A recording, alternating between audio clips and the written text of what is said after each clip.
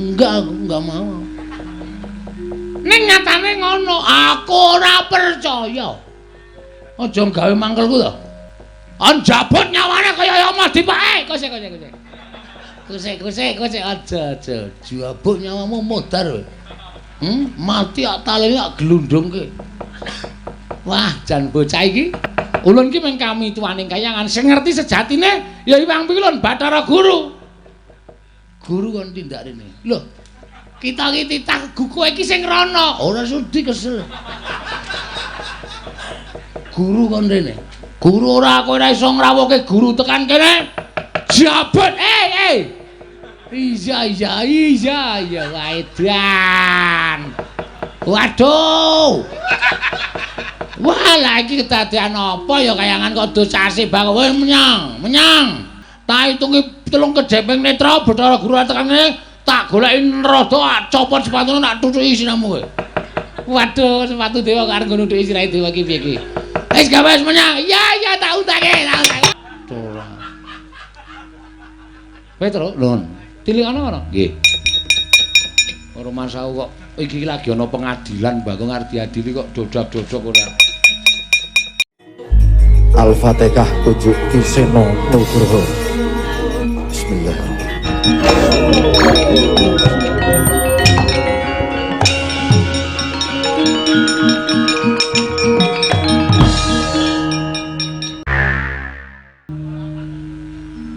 Om Mastu Nomo Sidam Skaring Bawono Langgeng Nun Sewu Kakang Narado Kakang Resi Kanika Putra Sarawujeng andika Kakang Kanika Putra wontening Bali Martya Kundha Manik dinten sakmangke menika ingkang rayipun Jatimurti ngaturaken pasegan panakrami kunjuk sandhap pepada paduka Kakang Narado Kakang Resi Kanika Putra.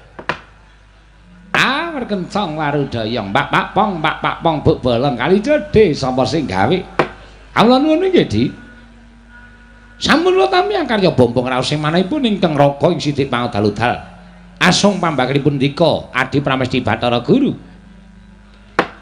Namung kasa wangsulipun kepanengipun ingkang raga ing Sidik Pangudal-udal ngaturaken pudi astawanipun ingkang raga mugi kunjuk ngersa paduka Adi Pramesti Bathara Guru. Kawula non. Kakang Narado kula tampi karya bombong raos sing manah amawakono kabagyaning gesang kula Kakang Narado mboten langkung kasekecakno anggen ngandika lenggah Kakang Resi Kanika Putra. Inggih sampun mboten kirang prayogi pisanipun ingkang raka ing Sidik Pangudal-udal dinten ri kalenggan sakmangke menika Adi Pramesti Bathara Guru. Apa dene sira Bathara Indra prayogakno nggonira ngadhep Bathara Indra lho diweji para mbukulun semban kula tansah pinanganing kawidadan sowan kula tebih saking Sambikala namung keparenga ingkang putra pun Bathara Indra ngaturaken sembah sumangga ping pangabektinipun ingkang abdi pun Suropati kunjuk ngersa paduka Sang Hyang Jagat Grinata semban kula para mbukulun ulun lombah karya bombong tias ulun ora liwat pangestu ulun tumrap marang jeneng para kula luwun dinggo jimat paripih dayana ing kasantosan. Apa dene Yama Dipati prayogakno nggonira ngadhep kawula nuwun inggih sampun boten kirang prayogi pisawanipun abdipun Yama Dipati Rama Wukulun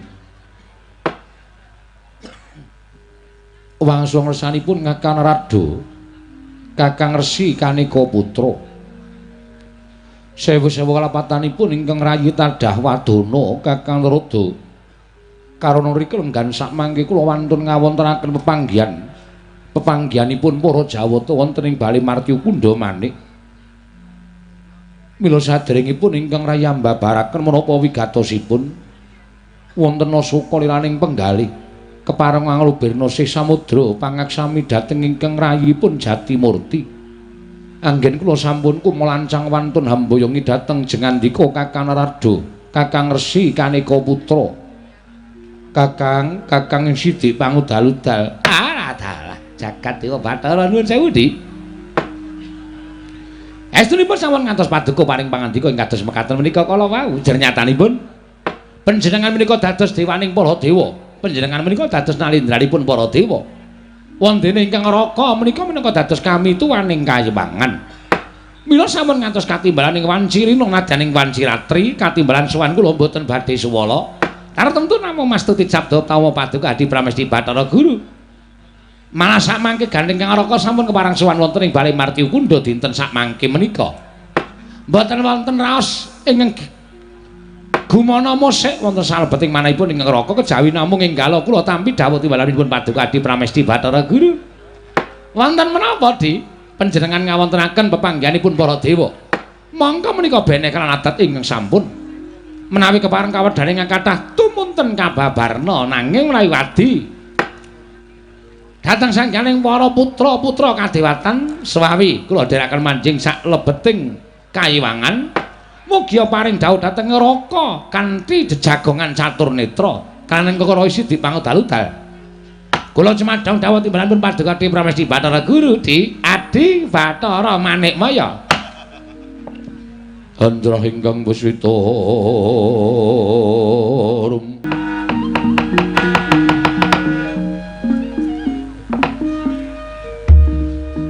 Om Mastu Nama Sidam Karing Bawana Langgeng Kakang Rada Kakang Resi Kanika Putra. Punapi? Kula namung badhe nyuwun mriksa Kakang. Nyuwun mriksa babagan menapa, Di?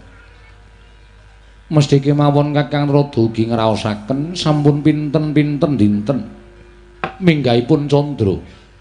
Kayiwangan katingal tentrem tuwin ayem miwajinem sangganing para jawata inginipun sami lenggah wonten ing kayiwanganipun piyambak-piyambak. Nanging sabab menapa wonten pinten-pinten dinten menika katingal wonten hawa panas ingkang sumundul wonten ing ngawiyat akarya goreh rongeh penggalipun para jawata Kakang menawi kepareng Kakang Amedarna menika saking dayanipun menapa Kakang? Alah dalah. Nyuwun pangapunten lho Di, nyuwun pangapunten. Mboten ateges kula menika mboten badhe purun katimbalan ngrasa paduka Adi Pramesti Bathara Guru. Menika babar pisan mboten. Namung sejatosipun anggenipun ing Raka Gumujeng menika kala wau menika naminipun elok. Elokipun kados pundi? Ah nggih elok. Sabab sing ngandika menika mung dados nalendraning para jawata panjenengan menika minangka dados ratuning para dewa. Ingkang ngertos moba musi ing jagat raya. Ngertos dhateng moba musi ing para titah sampun malih para titah swantah nadyan kutu-kutu wangata kemawon jinaring wonten ing pangwaos paduka. Nanging sabab menapa namung babakan kayangan wonten hawa benter kemawon ndangu dhateng Raka ing sidi pangudal-udal. Menika tumrap kula mujudaken satunggiling pandangan ugi saged, mujudaken satunggiling panodi dhateng Raka ugi saged. Kakang Rada, punapi? Ulun menika nalendraning para jawata. Ah nggih. Jengandika menika kami tuwaning kayiwangan. Nadyan dipun kados menapakna menawi kayangan menika wonten paridamel mesti kemawon ingkang matur kami tuwaning kayiwangan sanes kula Kakang menika angka sunggal angka kalih menawi dipun traju babakan yuswa langkung sepuh Kakang Rada tinimbang ingkang rayipun Manikmaya turta kula menika minangka dados nalendraning para jawata mboten badhe awantun ngungkuli pangwaosipun pujangga utawi kami tuwaning kayiwangan. Dosa menapa ing badhe kula sandhang menawi kula wantun nglungkuli dhateng pangwaosing paduka Kakang Resi Narada. Ing angka 3 adhedhasar menapa dene kula nyuwun dawuh saking Kakang Resi cobi panjenengan Kakang Rada kula aturi naliti mboten wonten ing atasipun kula ingkang damel cangkriman tumuli cangkriman menika kula batang piyambak. Mesti kemawon ingkang batang tiang sanes Kakang Rada. Alah dalah panjenengan menika saged kemawon. Pados karti sampai kesupados ingkang Raka munjaken ngarsa paduka Adi Pramesti Bathara Guru. Ha nggih, inggih mboten dados menapa. Menawi jengandika andangu babakan gara-gara ingkang sumundul wonten ing ngawiyat menika istripun monggo sami dipun petang. Gara-gara ingkang saged sumundul wonten ing ngawiyat menika petanganipun wonten kathah. Menapa kemawon Kakang setunggal lemah sangar kayu aeng menika ugi andadosaken gara-gara kayiwangan. Nanging jagat sakmangke mboten wonten wujudipun lemah ingkang sangar, mboten wonten kayu ingkang aeng. sedaya sampun tawa tawi tawar saking kridanipun para titah ing mapan wonten ing Janaloka. Kasinggihan Kakang, angka kalih menika menawi wonten satunggiling brahmana tapa seka nganggenipun semedi wekasan daya kekuwatanipun saged sumundul wonten ing ngawiyat. Mekaten Kakang. Nggih. Namung kula titik kanthi paningal batos jagat sakmangke dereng wonten satunggiling brahmana ingkang alampah tapa. Mboten wonten. Ingkang ketiga inggih menika menawi wonten titah ingkang badhe ngungkuli dhateng pangaosipun Kayiwangan menika nggih dadosaken gara-gara wonten ing Kayiwangan. Contonipun nalika Prabu Nagapracana lan Patih Sekipu etak-etak api-api nyuwun widodari ning jane kepengin dados Nalindra wonten Kayiwangan. Nah, menika saged dadosaken gara-gara ning Kayiwangan. Nanging samangke para Nalindra mboten wonten ingkang kepengin ngungkuli pangaosipun Paduka Adi Pramesti Bathara Guru. Menika ugi sanes. Ingkang salajengipun menawi wonten satriya ingkang lereh kasatriyanipun tumuli madheg brahmana mongko dereng purna darmaning kasatriyan. Lah menika gandadosaken gara-garaning Kayiwangan. Inggih Kakang, inggih. Menapa wonten satria ingkang lereh kasatriyanipun tumunten madheg brahmana? Boten wonten. Sedaya tetep ruket dhateng kewajibanipun piyambak-piyambak. Kula titip priksa mawi paningal batos mboten wonten satria ingkang wantun lereh kasatriyanipun tumuli madheg brahmana. Namung samangke nadyan kula tiling-tilingaken di ewa semanten tasih ketutupan roning salamba perkawis menika ing ndadosaken gara-gara madyaning Kahyangan Suralaya. Kanthi sasmita ing kados mekaten menika kala wau katitik bilih titah ingkang damel gara-gara wonten ing Kahyangan menika mboten wong loro saudon telu saurupan. Menika mboten wong limrah. Nanging pancen winong-wong dening dewane. Winong-wong dening sing kuwasa. Ketitik nadyan sampun kula waspaosaken kanthi permana jati ewadene titah menika dereng ketingal. Sinten naminipun lan niatipun menapa? Lah kok menapa ing dados gegayuhanipun saged sumundul wonten ing ngawiyat saengga ndadosaken gara-garaning Kayiwangan. Mekaten Kakang. Nggih. Menapa dikira ingkang malah sampun priksa kabedhau dodo kula kapendheta manah kula. Sasampunipun kula midhanget sabdanipun Kakang Trada, malah semunipun radi kuwatir saklebeting manah kula. Kuwatiripun ngados pundi? Krana panjenengan paring dawuh wonten moganing titah utawi titah ingkang kepingin gadah gegayuhan.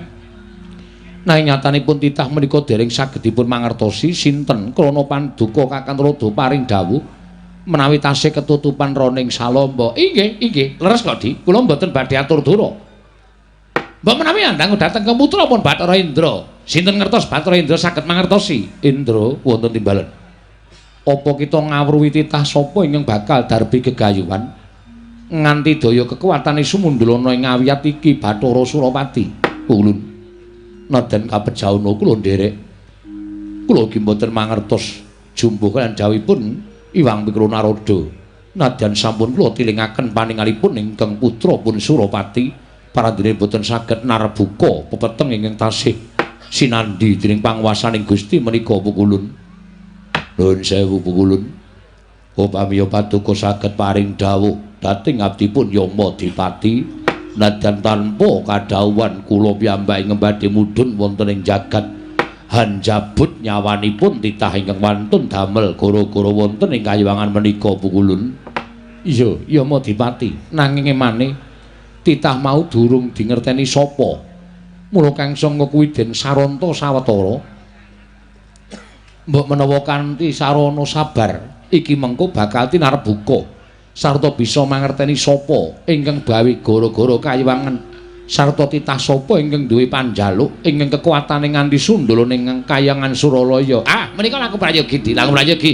Kula kinten sedaya perkawis menika mboten saged dipun candhaki nanging sedaya badhe padhang sakmangkinipun waton kanthi nampa kanthi ikhlas. Samangke dawuh dhateng Sangya para widodara widodari para dewa para dewi supados sami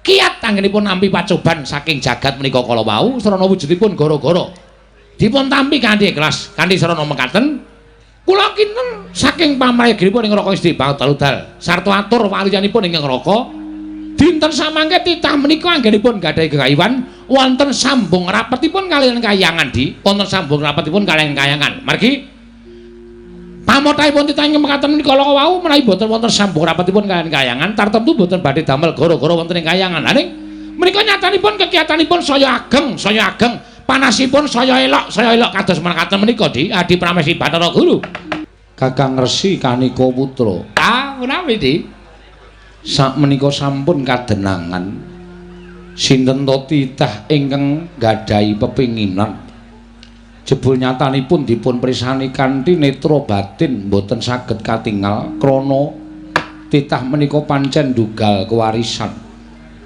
menika ingkang sowan wonten ing Kayiwangan boten pangling rak menika Bagong putranipun Kakang Ismaya lho tenan perkencang warudayang pak wong lagu ngene Bagong ki ya ngerti dalan ning Kahyangan ta ya nganti tekan Kahyangan barang ki ngopo bocah iki di nuwun sewu nadyan Bagong menika namung atmajanipun Kyai Semar Badranaya Kakang Ismaya namung nuwun sewu panjenengan sampun prisa piyambak jam terbangipun Bagong menika menawi panjenengan boten ngatos-atos menika mangke panjenengan saged wah kewirangan Lidi inggih Kakang kula badhe ngatos-atos inggih dolah bocah kok nekate ora jamak-jamak iki ya karo sapa ngono lho nganti Bagong kok tekanangan ki wigatine apa lho ta Panakawan Bagong sawise satata nggonmu ngadhep padha raja sak praptamu Bagong Panakawan Bagong ora edan ta iki mulane ket mau dirasane ora nyaut lha wah bocah edan nggih Bagong wah jan wis ngeget-geti iki teko iki lho teko dengkul kita iki ora iki Bathara Antarada wah dewa waduh nyuwun ngapunten Bu Kulon mohon maaf lahir batin ya wah bocah edan ora niki kadewatan to iya iki Kahyangan Suralaya waduh mongko kula ora numpak sepur lho. Kok ora numpak sepur ki? Lho, jare Surabaya, Suralaya. Wah, edan tenan iki ya. Waduh, pirang-pirang ki ya Dewa. Iya. Sopo iki? Lho, basa kita ki. Sinten Bu Kulon? Ulun Bathara Indra. Waduh, Bathara Indra. Wah, iki Dewa kok untune pasangan. Iki asli nggo ngletak ndasmu iso pecah. Wah, Dewa aja ngono. Jangan gitu. Beneran apa? Yama Dipati. Dewa tukang jabut nyawa. Wedan.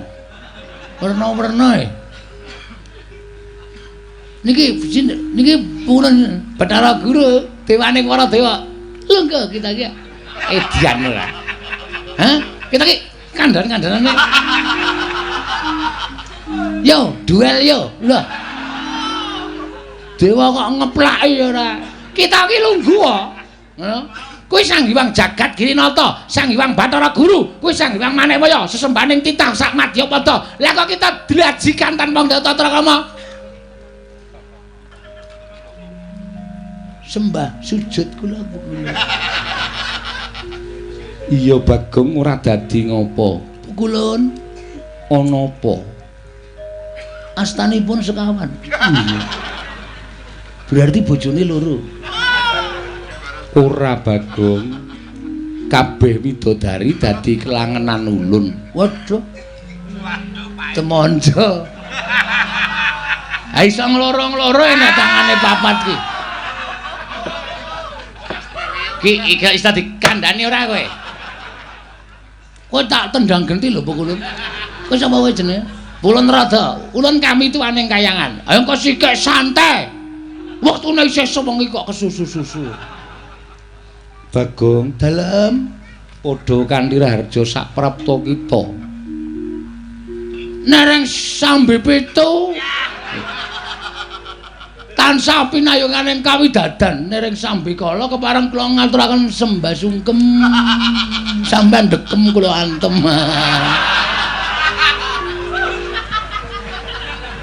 Kita kuwi titah ingkang keladuk gecul kumarucul. Nggih.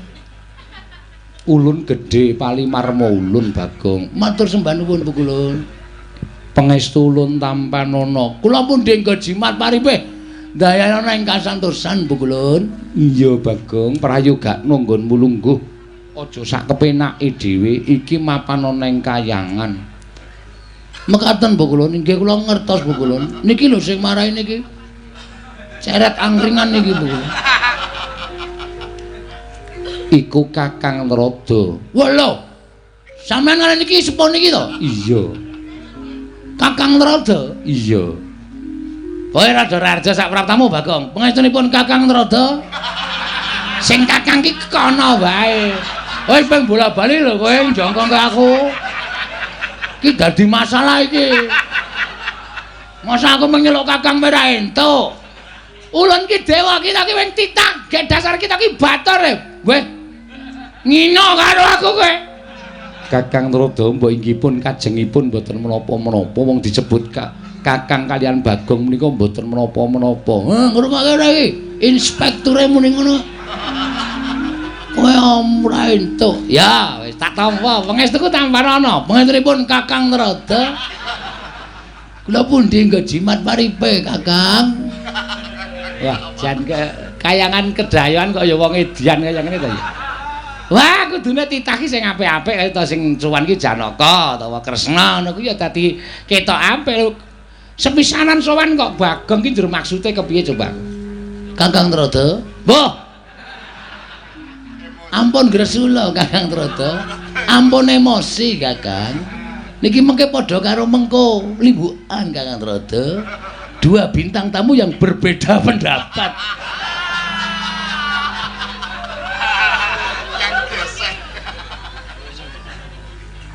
Bagong Padharjo sak prapta kita Bagong. Nun, Kita Padharjo. wita sapa? Kita. Kita piye maksude? Pripun kula radong? Kita kuwi Padharjo. Ngene tandane kita ki kowe. Oh, tak tonyo modar wae. Lek ngekaki jeneng Bapak Semari Bagong emeng diganti kita. Ngene, kita ki basa kayangan. Oh, nek dewa nyebut kelawan titah kuwi kita. Nek dewa nyebut awake dhewe kuwi ulun. Oh, ngono. Ya. Oh nggih, Kakang Narada. Nesu Kakang Narada iki. Guyon kok njur orang senyum blas. Ora ngono Kakang Narada. Kakang Narada ngaturi sabar. Sampun boten saged. Bagong Kita Padharjo Bagong. Nggih, Bathara Indra, ulun wilujeng. Ngene tak omongi, sing nyebut ulun ki ming dewa. Lho, ha iki nendi? Iki ra nang kayangan. Aku nang kayangane berarti aku wis menjadi dewa. Dewa 19. Kangen, wong kangen. Ngene-ngene rasane.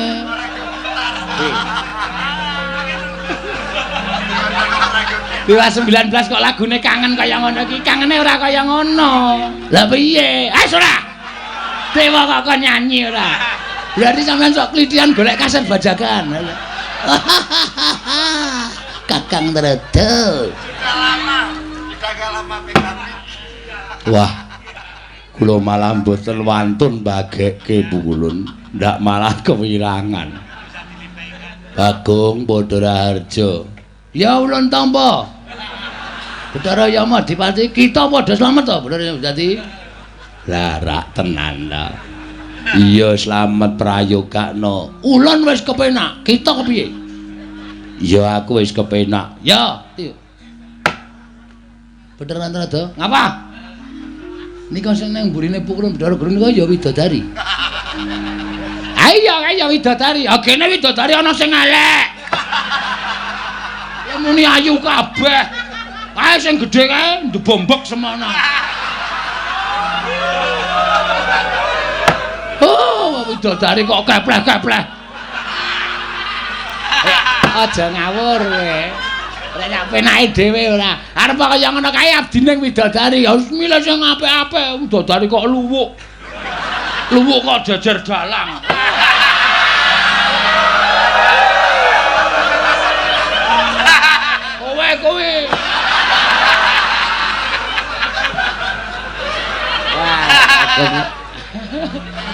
penake dhewe ya.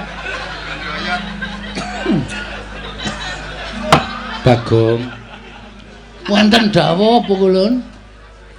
Ulun bakal nyuwun priksa. Nun nggih. Badhe nyuwun priksa menapa kulun? Apa to sebabe dene kita munggah ana ing Kahyangan, Bagong? Ngeten nggih Bu kulun. Kula niku ajeng teng Kahyangan niku keblusuk. Bola-bali keblusuk anggrek gunung kula unggahi.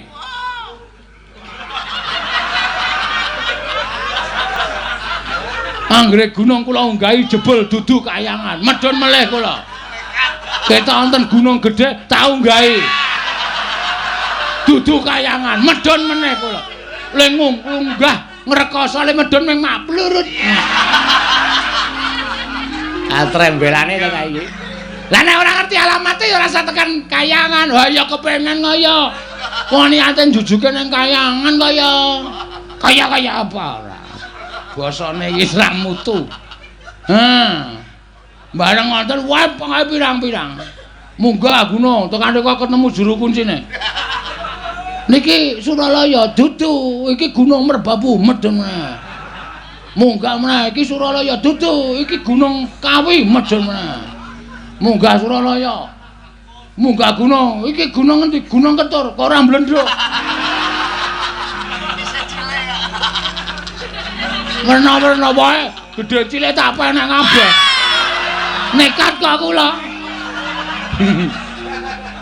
Iya, Pak. Nggih. Terakhir ana gunung dhuwur tenan. Misale wonten tulisane Gunung Siulauli. Siulaulu. Siulaulu dalam kurung Himawat dalam kurung Himalaya. Berarti iki langsung kula penak krekal-krekal. Wes kaya panjat tebing iki kok. Tekan pundi wau sing ana alun-alun gedhe banget wau ora ana wite kabeh nggon panase ngencang-encang. Repat kepanasan. Repat kepanasan. Iya. Nek cara jagat perempatan ora. Repat kepanasan kuwi papan kanggo titah ingkang bakal sowan ana ing Kahyangan dikeparengake punapi mboya gumantung ana ing repat kepanasan. Nggih teng mriku. Repat kepanasan terus wonten gapura gedhe banget. Tulisan Kawi. Bakso Kawi.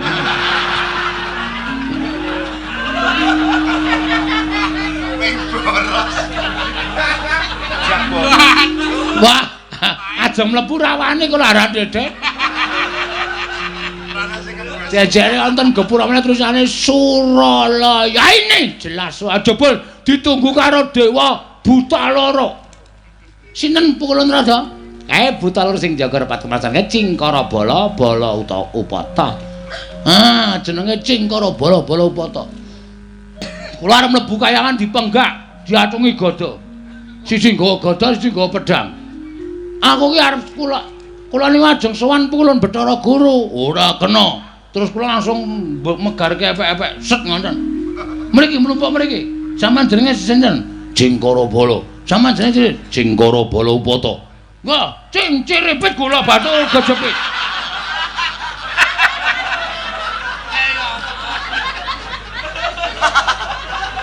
Bocah kok idene werna-werna. Lah ya terus, kula terus ndresel mlebu. Ndresel mlebu kae para dewa-dewa do andher.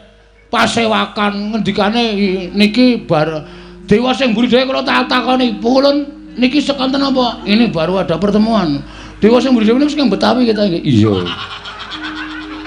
Basa Indonesia. Iya.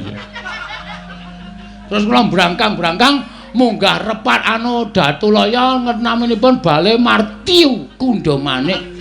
Iya. Terus sak banjure ning ngenten Bu Kulon. Kula niku resah. Iya. Ati kula resah dan gelisah. Iya. Mendungi di sini. Di sudut sekolah. Tempat yang kau janjikan. Iki lagune Abimesak. Wah, iki dewa sok nyetetep. Wah, aku kok malah kejeglong-jeglong iki. Mutar konane tak pancing nduk, katut kabeh. Resah ati kula Bu Kulun. Pokoke sedih. Sebabe Dek. Wingi nika ora kula jagongan kalih Gareng, kalih Petruk. iya. Petruk niku ngendikake karo Gareng, ngrangkul Gareng, "Reng, aku ketemu karo bapak pisan sing pirang-pirang abad wis tau pisah karo awake dhewe." Gareng muni, "Apa, Truk?" "Heeh. Sapa bapake awake dhewe kowe? Kowe kelingan to Begawan Salantara, Gandarwa Raja Bali ya Gandarwa Maya." "Lah mau ketemu nang ndi, Truk?" Gareng muni ngoten, "Nang alas. Bapak mengestoni awake dhewe." Terus wong loro niku do tangis-tangisan kesenengan atine merga ketemu bapak. Terus kula takon Petruk, "Truk, berarti bapakku ya Begawan Salantara." Petruk muni, "Udu. Kowe iki mbiyen jaman penjajahan ana londo njajah Indonesia kuwi nalika semono ku nang tengah alas. Bingung nang kono meng ana kewan-kewan. Terus ngerti-ngerti mbok piye critane ana munyuk meteng."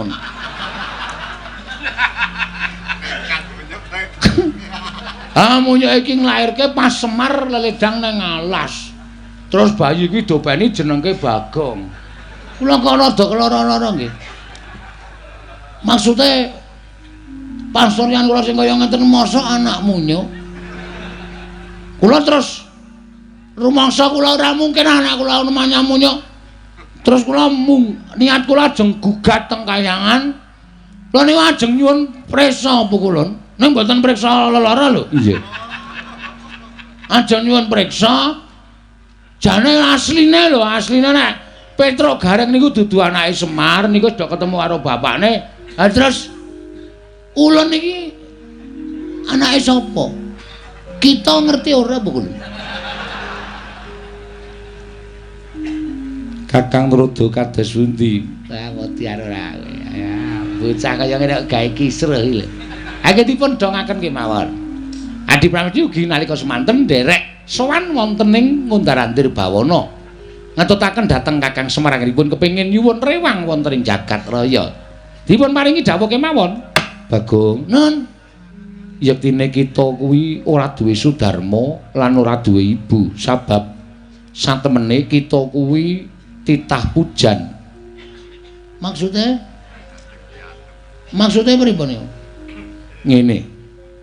Nalika Kakang Ismaya mudhun ana ing jagat durung ana menungsa kang ana bangsaning jin. Nalika semono Kakang Ismaya bingung-bingleng kenganglangan merga ora duwe ruang. Tumuli munggah ana ing kayiwangan ngadhep ngaran panjenengan ulun. Tumuli ulun larapake sowan Iwang Pikulun padha wenang supaya diparingi ruang utawa kanca nggone mudhun ana ing jagat. Nalika semono ayang-ayanganing Kyai Semar utawa Kakang Ismaya dipuja dening Sang Hyang Asih Prana. Wekasan wujud kita Bagong, mula kita kuwi kedadean saka ayang-ayangane Semar Badranaya. Kula, Iya. Dadi kita yen goleki bapak, ibu kita kuwi ora ana. Pancen ya ora ana temenanan Bagong. nek wangsulan kaya ngoten niku ora sak raya-raya kula mendaki Gunung Himalaya. Kula wis tau entuk crita kaya ngoten sing nyritani sapa? Ya Semar. Kula ya takon karo Semar, "Jana bapakku sapa to Mar kok kowe iki blas ra mirip karo aku?" Semar crita ngoten niku tak paido. Bagong niku wong sekolahe mung diapusi kedadean saka ayang-ayang. Nek sampeyan iki dewa iso nyipta ayang-ayang dadi menungsa, mbok coba ayang-ayang kula niku manggawe wong wedok sing ayu banget. Tapi iso mboten? Lho niku butuh bukti ora mung waton omong. Masa wong glumaraning jagat kok ora duwe bapak, ora duwe ibu, mung dicipta saka ayang-ayangan. Mana mungkin? Enggak akan terjadi. Bagong, ngapa meneh iki jaret iki? Ulun ngandani ya. Ulun ki nalika semono nekseni, aku ora butuh seksi. Seksi iso disogok. Aku ora butuh seksi. Seksine Iwang Pilun Bathara Guru seksi sing ora iso dibuktekke. Seksi golek-golek kok. Nggih to? Apa kula Antarada muni urung aspalan we, nyatane wis aspalan kok. Muni ya kowe. Ora iso apa-apa nek seksi bayaran. Jagat Ora jagat iki serius aku. iya Bagong, ning nyatane pancen kaya mengkono. Kula ora percaya. Titik. Nek kula sowan teng kayangan mung dipameri Bagong dumadi saka ayang-ayang, kula mboten percaya. Percuma kula munggah teng kayangan. Saniki kula tak takon, sampeyan iku dewaning para dewa. Dewa sing dhuwur dhewe. Terus kula ajeng takon teng pundi nek mboten takon Bathara Guru. Hah? Sama namun kendel mamon pukulun. Bathara Guru kok meneng wae. Terus ayo gak ditulis nang blabak apa pelajarane. Kok meneng wae ora? Kakang Narada kados pundi? Kula cumanggaken. Aduh, kriwian dadi kerojokan, geguyon dadi tangisan iki mengko ora geger ora karo-karuan nek Bagong nganti kaya ngene watrawe. Oh, ndaran, kula tak takon sapa?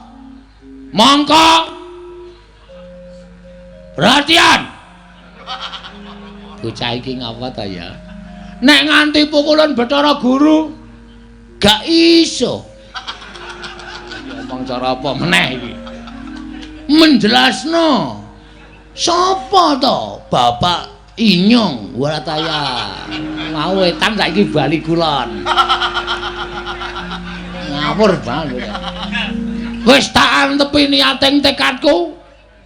Rawe tak rantas. Malang tak putung. Trima Bagong modar ning kayangan ra masalah. Tegesan. Kok tegese piye? Tegese aku ora seneng, nek tegesan isih dawa kula seneng. Golek tegesane kok pamerke nang kene ora. Tegesan tegese kita bakal ngraman kayangan. Apa boleh buat? Nek kula mboten ngerti. Bapak kula sapa? Kula mung dapusi asal saka ayang-ayang. Aku ora trima. Tan trimane Bagong. Sampeyan ngerti nek Bagong nesu. Pirsa ta? Siji, Bagong nek nesu mesti bengok-bengok. Loro, panganane kancaku tak entekke kabeh. Iki Bagong nek nesu. Niku mula ngati-ati. Nek kula wis kebacut nesu, wah wis niki kriwikan dadi grojokan, geguyon dadi tangisan. Sampeyan ajeng mengandalkan sapa nek sampeyan ra iso paring dawuh, bapak kula sapa? Niki napa? Dewa sing nang mburi kula niki ne. Kula leboni selang jog banyu tumpangke kompor modar jeblok dhewe. Dewa kok ceret ngene kok dupeni. Edan ta. Iki keplaki wae jajal iki. Rasa semangkean nama putra panjenengan Iwang Pilun Bathara Indra ajeng ngundurke kalih Bagong. Iwang Pilun Bathara Guru ramene keterangan bapak kula rawe rantas malang tak putung. Sampeyan ora pantes dadi ratu ning dewa teng kayangan.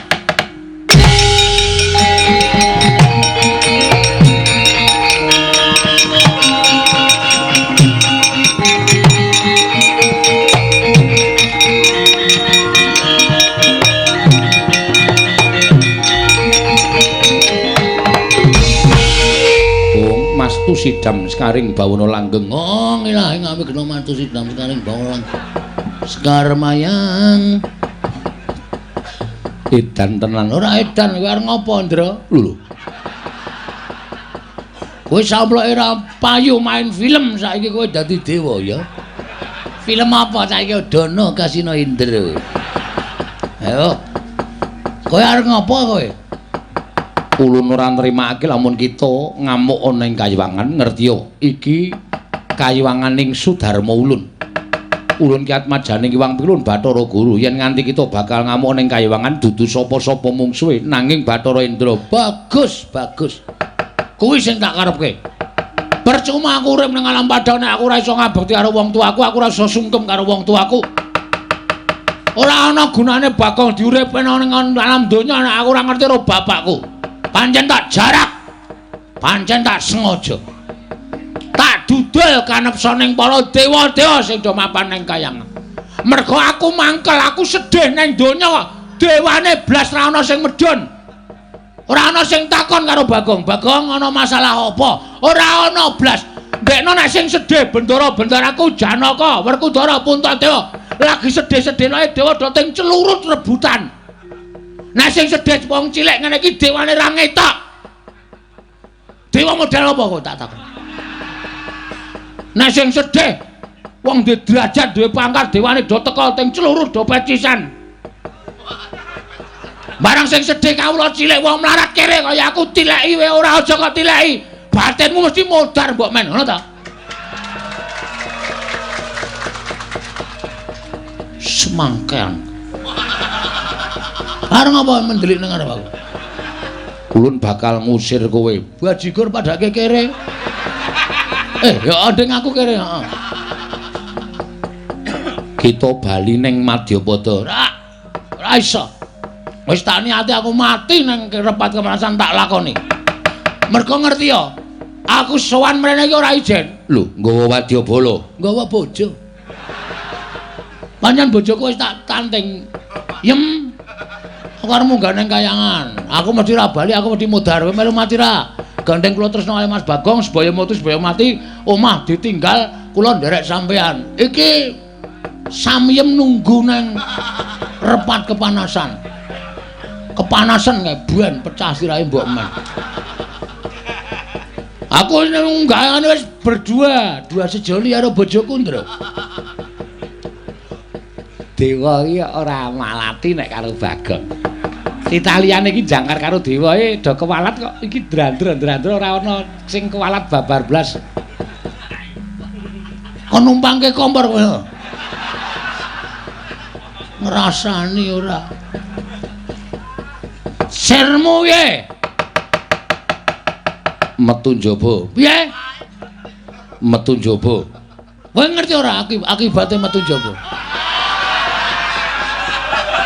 Sing jeneng wong bebrayan nang alam padang. Sing wing resmi dijabke karo kawah kuwi aja nganti ditokke njaba. Ben duwe anak, ben beputra. Aku dewa kok malah ngaran ngajani elek. Oh, macam apa kowe iki? Kabeh iki men do duwe keturunan, anak beranak. Kok malah sampe metu njaba metu berarti titah iki sing do kurang ajar iso melu-melu karo dewa. Wis ditokke njaba ta. Kita sing metu njaba. Mah. Beda e. Tegese metu ning repat kepanasan. Endra, le omong iki sing genah, aku ndak malah kewirangan kowe. Ayo tak jak metu ning repat kepanasan ngono. Tak jak metu ning repat kepanasan. Sire karepe. Bakal tak jarwani sapa wong atuwa kita. Lho, bapakmu ora ngerti kok kowe arep ngerti. Kowe arep aksi tipu-tipu karo aku ya. Kowe arep ngapusi karo aku. Buya, ulun ingkang ngerti. Nadyan Kanjeng Rama pukulun ora mangerteni nanging ulun ingkang ngerti. Apa mau Hondra? Buya. Buya ya apa pukulun? Buya iki ora. Oke. Nek kowe nganti ngapusi aku mboya mikir dua kali lho. Yang kritik kandhane terus kata-katane dienggo. Mesti tak rampungi kowe. Aku wis ora mikir, aku ora wis mboya mikir kowe iki dewa mboya dudu. Kowe tak rampungi tenan. Ulun mboya wedi. Padha aku ya mboya wedi. Nek ngono ayo saiki dineng repat kemana? Nek nganti kono engko kowe ora ngandani aku aja takon dosa. Ulun mboya bakal petungan perkara dewa apa titah. Ning mesti sira mesti bakal mboya tak wenehi apa ya? Kawelasan. Mergo aja kok kowe warung wis saiki aku niat mboya mbayar. Wong edan ora metu njaba kramasi epek-epek. Aku wis bar kramas pisan, Nduk. Akan munggah kayangan mau wis bar kramas, yakin sumpah. Aja dikramasi nggo epek-epek. Indra junjungan metu njaba, ndak omong wae bocah iki. Iki nek ora tak junjung metu njaba malah omong wae, iki ya dewa elek meneh iki. Hah? Wis tokke njaba isih dijunjung. Model piye kowe tak takon? Ayo, arep omong apa kowe? ngantos bingung anggen kula nanduki dhateng Ponokawan Bagong. Mboten nginten menawi Bagong keng munggah wonten ing kayangan. Dalah kula menika menawi mboten sabar kados menapa polah kula. Lah dewa apik-apik nang kayangan disembah karo para dewa dunake ceret. Arep ditumpangke ning kompor barang trembelane ora. Ning nuwun sewu. Napa sing diaturke Bagong menika menawi dipun tampi nganggo nalar kamanungsan tartemtu badhe damel mangkel penggalipun nanging menawi Bagong menika dipun tampi tiyang ingkang kaduk gejul kumarucul menika mangke mboten badhe kraos wonten ing manah di inggih namung sak mangke kula kedah kados pundi Kakang Kembar Paduka nyatanipun ngawontenanipun Bagong dumadosipun inggih mekaten menika kala wau mangke dipun perpeki kemawon nek Bagong ora gelem mundur utawa gelem bali wonten ing jagat inggih nyuwun mapunten wong nyatanipun titah ingkang sampun keladuk wani kurang keduga dawuh sangganing para Jawata supados nyingkiraken dhateng pun Bagong nanging menawi Bagong sak mangke berguguk utawa waton ya diguru kedah paring dawuh sak nyatanipun mekaten Kakang inggih menawi ngantos pagi Bagong tetep ngoyak dhateng kula Bagong menika kalian sinten-sinten boten ajrik ning paling wedi karo Pandhawa sing bayar Bagong kok ngaten nggih kae inggih sampun mangke dipun pasrahaken dhateng Pandhawa kemawon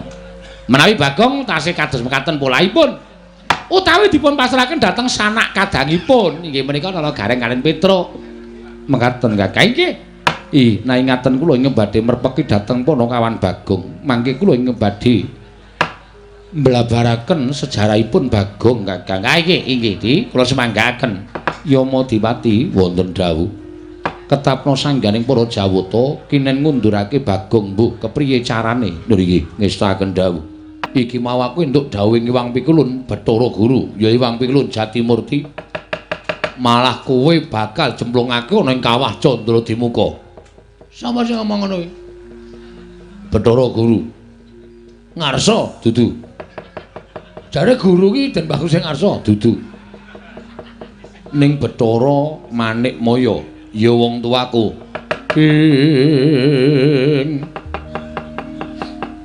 kagiatri sang kapirang nangkul kinempit kempit dosang reknaning bawana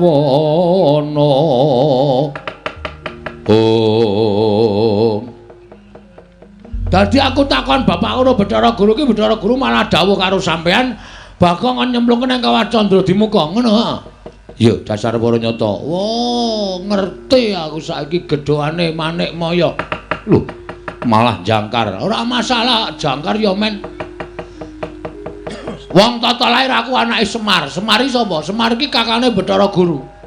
Dadi aku ngelokke Bathara Guru ora nganggo Bathara iki ora masalah. Manikmaya Jatimurti Jagat Giri Pratingkah. Ora apa-apa, ora ana sing malati. Terus ngopo? Saiki ngene, Ndra. Lho. Saya jangkar ya semen saya jangkar ya men. Kowe yo nglarake ati kok omong aku. Sing ngatasi aku ki mung kawula, pengen ngerti wong tuaku kok ora do dikandhani mung jare asale saka ayang-ayang apa? Ora ana menungso kok saka ayang-ayang. Model ngendi kuwi? Padake aku ki wong goblok gampang diapusi. Terus karemu piye? Manut. Cah kendel ditantang. Manut tau. Arep piye model piye? Jotosan oke, ora masalah. Aku ki nang donya iki pasar tak usahase. Aja kok kadewatan. Ora minggat. Aku tegel karo kowe Bagong. Oke, kula ya tegel karo sampean. Wis ora ana tabete anak Bathara Guru karo anake Ismaya. Anane Mengendra karo Bagong. Neng kene marganing patimu. Neng kene uga kowe bakal ora dadi dewa. Modar siku tangane Bagong. Wah, suaramu piye? Kurang seru. Suaramu kemewat kaya ngregem jimat. Kaya wani dilat Wesi Abang. Wah, lah kowe ora ngerti nek aku dong buka sulapan. Nek meng Wesi Abange tak dilat bendina ndra tak andani. Dadi rasa gumun, pecah siramu. Ayo, ndajal nek pancen kowe wani karo Bagong.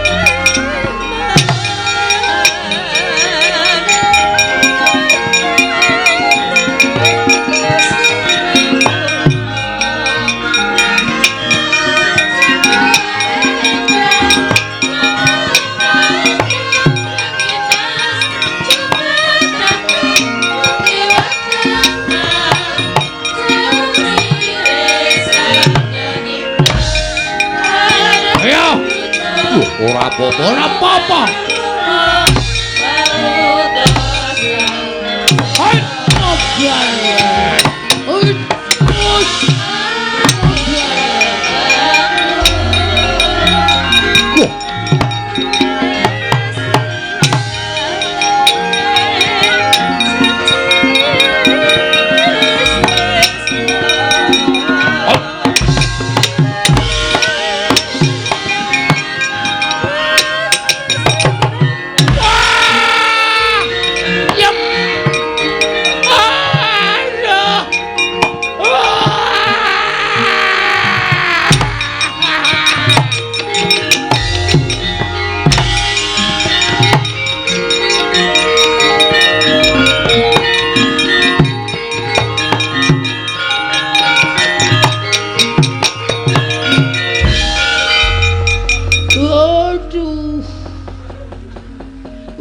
Mlebu separo iki. Oh, kerasa tenan. Ah, Bathara Indra tenanan. Yem. Wis mulai urang. Aku kesuduk tumbak iki kon wetenge kado. Metu getihe yem. Modar tenan aku. Modar. Aduh. Aku menggoyang. Aduh. Mari ngono kekuatan.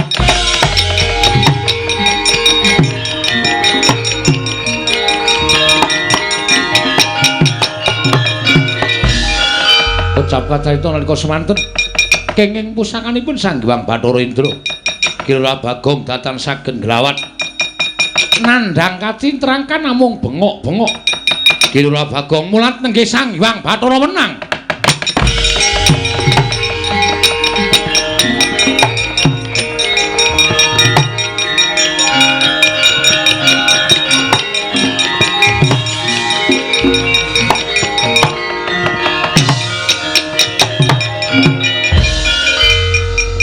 Wilahing Mastu Nama Sidam Sekaring Bawana Langgeng Manik Maya teka tegel timen sira dawuh kelawan para dewa mulasara kelawan Bagong sepira ta kekuwataning Bagong ing ngatasé wong ming kawula cilik ing duweni watak srogal sarwa sembrono parikena nanging lha kok malah mentala nyirnakake kelawan Bagong Panakawan tangiya ulun paringe kekuatan ingkang luwih saka para Jawata kita ngamuk ana ing kayiwangan njaluk pituduh kelawan Manik Maya sapa ta bapak kita yen ora iso wangsulan kita ulun menangake ngamuk ana ing kayiwangan para kawan.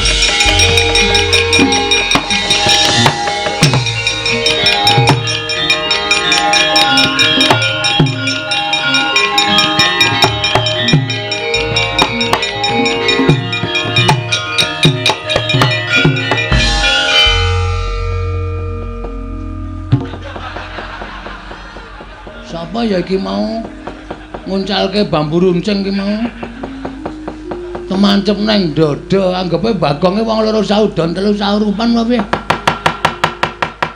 Bathara Indra ora pangling mentala karo aku tak kira kowe karo aku iki jek sedulur lho Ndra kowe anake Bathara Guru aku anake Ismaya tuwa aku mbangane kowe kudune nyeluk aku iki Kakang Bathik Madrim. Aku dadi kowe malah wani nguncalke tumbak nang wetengku.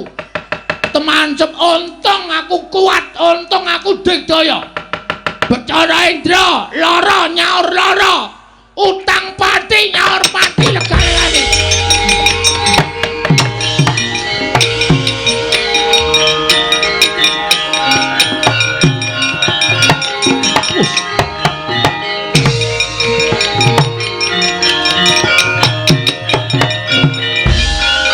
Bagong kok mripate mendonong. Nesu.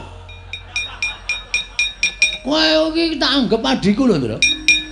Lho, adi saka ngendi? Lho, kowe anake sapa? Bathara Guru. Bathara Guru adine Semar. Berarti kowe iki isih adiku dhewe. Sepupu.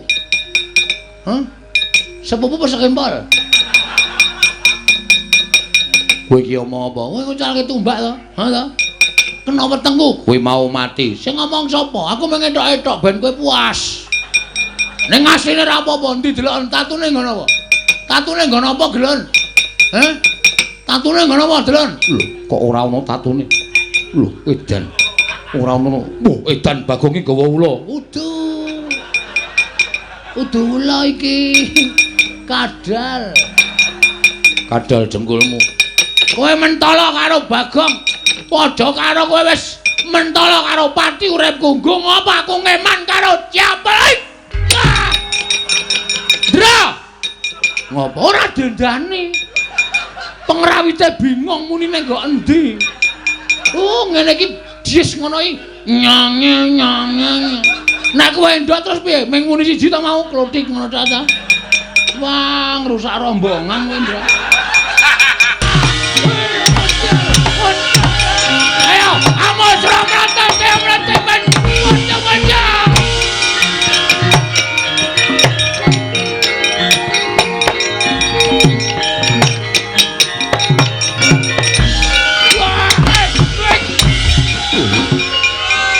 Wah, gleleng kok.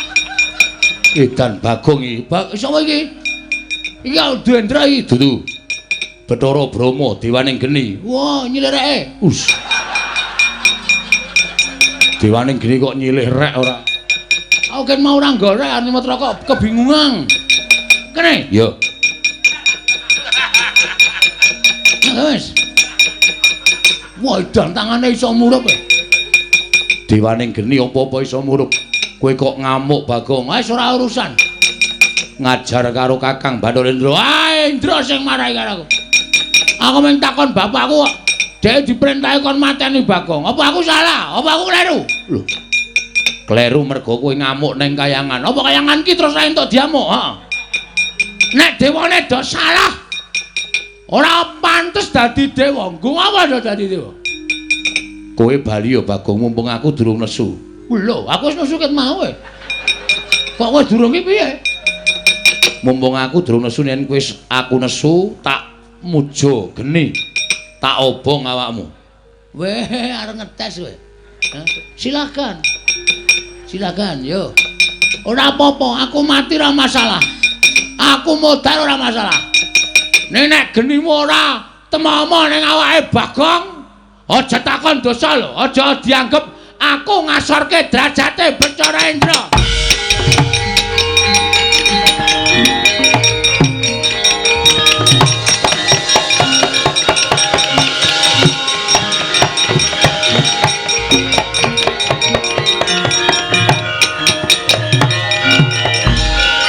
Mati gosong. Ora bakal bisa nglawat. Ayo Gage, sambato dikandhani ngeyel. Halo. Piye kowe ngomong apa? Kowe ngapae genimu ki ngapae? Lho ora apa-apa Disawang. Rambuté ora ana sing kemritik mboko siji kok. Padake gampang kobong. Kowe tegel karo aku, Brahma. Geniku tak baleke nang kowe. mati ya. Ayo,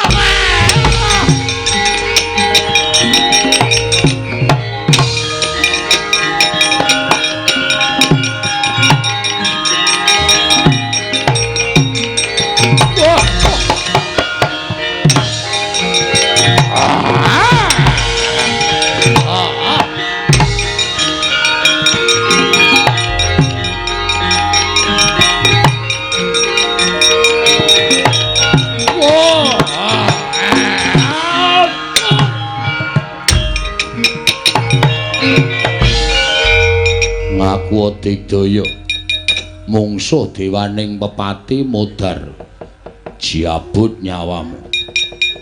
Ayo kowe ora bakal iso nglawat. Tak aturke wang pukulun Bathara Guru cemplungke kawah. Oh lah dalah. Ming sak Bagong kok ngobrak-abrik kayangan. Gek duwe kekuatan apa ing atase ming sak Bagong kok ngobrak-obrak. Weh.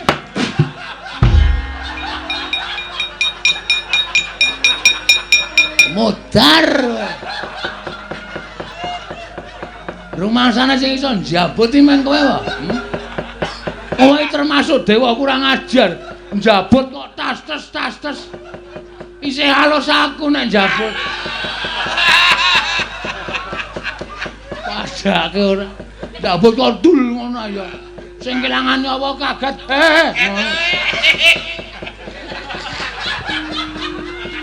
Njabut ki ya trunyu ngono ta. Sing kelangan nyawa ki ikhlas. Njabut kok dul ngono.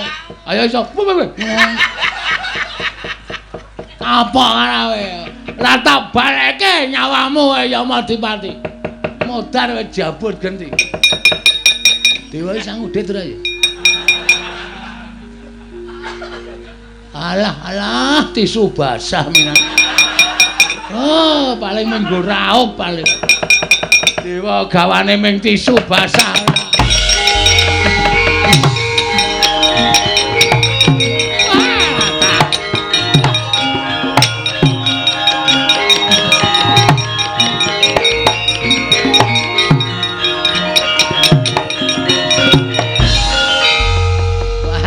Dipati ya sembrono. Arek kae njabut karo Bakong malah genti dijabut glecak. Wis ora taya kowe. Mati ora kowe. Ya Madipati aja kaya bocah. Kita kuwi dewa kena lara ruputing pati tangi ngger. Tangi ora rasa dipetheke Bagong tangi aja kaya bocah cilik ya Madipati.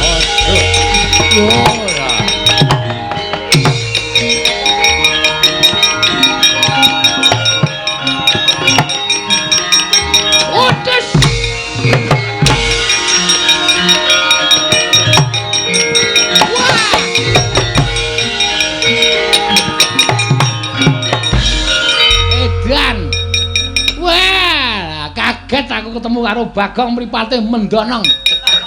Wah, nek ra mlayu cilaka iki. Nek ra mlayu mesti kisruh mergane. Wah. Cilaka tenan. Wah, anak Semar nek wis nesu ya ngilani. Gugu karepe dhewe. Alah mesake. Dewa kok cawete suwek. Wah!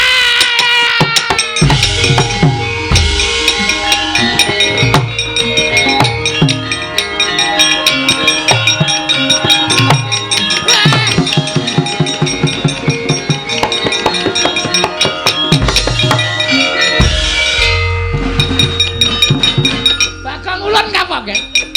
Ulun ngapa? Sareh. Aku ki ora arep ngapa-ngapa. Tenang. Ayo madhep rene. Trundul ya. Dewa bengi iki jan kocar-kacir kabeh. Mungsuh Bagong. Nyo, tak kei Dit. Dewa kok suwek. Mulai tak ngetke saka ngisor kuwi iki kelonthong, Pak.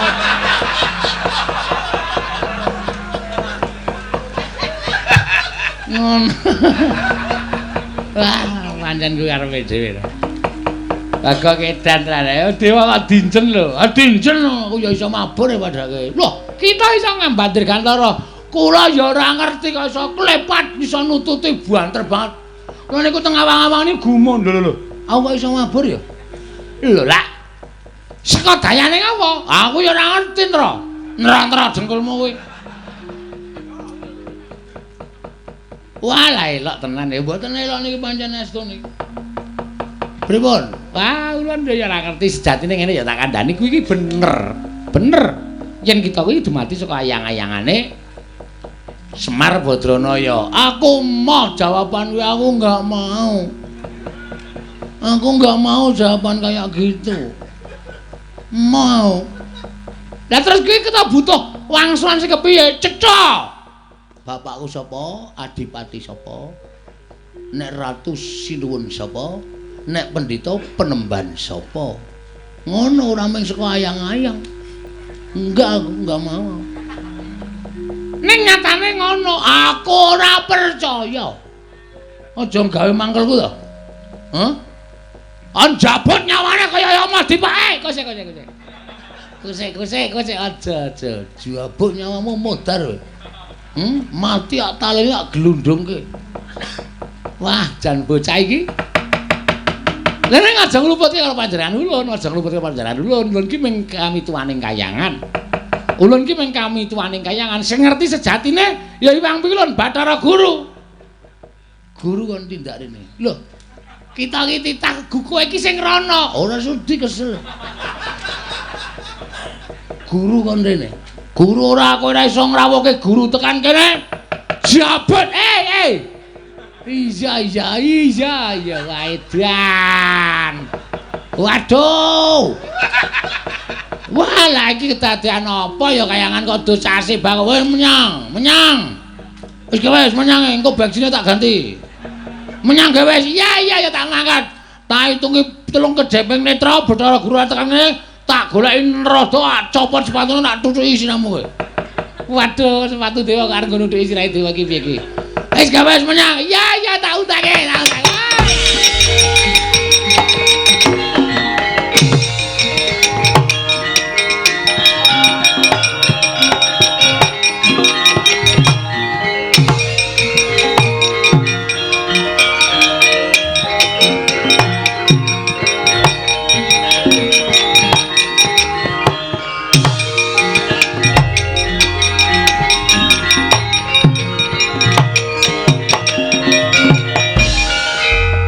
Pandhita kang kinarya wangsit pindha kumbang ngajaping tawang susuh angin ngendi nggone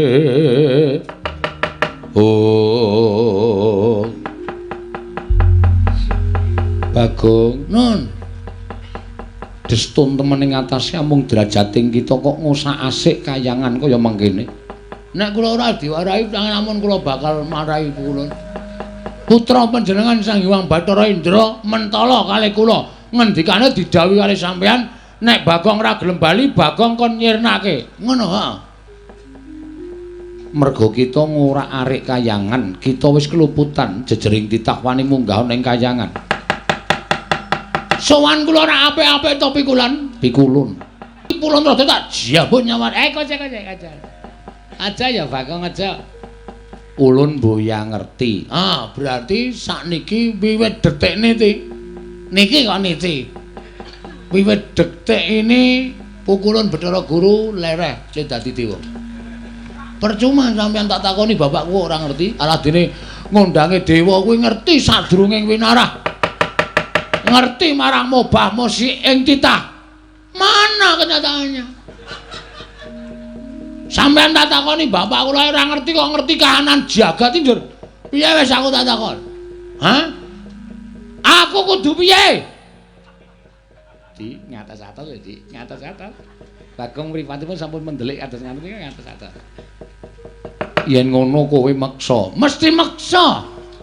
Pokoke aku nek kula nek durung entuk keterangan bapak kula sapa, Taunana Windanana kula ajeng teng kayangan. Tenan kula ora ngapusi ajeng kula gawe geger kayangan. Kula ajeng teng pundi-pundi pokoke. Ayo, anggere nesu nak ngendi di sini ta. Jane jan apa kayangan kok teng trenyek ra karo-karoan. Asli ra ngapusi aku. Ora arep tak guru ki. Ben teng mriko trotok teng mriko trotok ben kayangan ambune ra enak. Wong wila sanghong-anghong apa? Ora suruh kok hanghong-hanghong. Yen ngono kowe wani kelawan kadewatan. Ora wani sebab apa? Guntur geni guntur angin. Bagong sirnakno leburan saka jagat guntur geni guntur angin.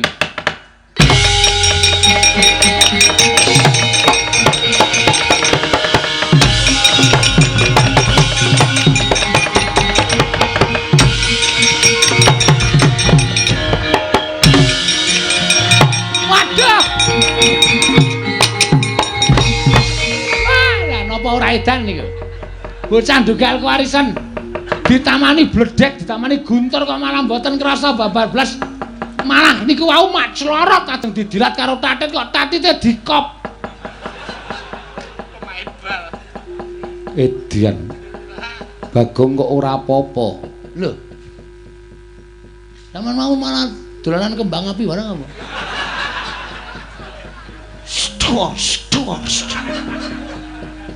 Men dolanan kembang api aku lho niku nang omahe gawane long bumbung nganggo plem-pleme.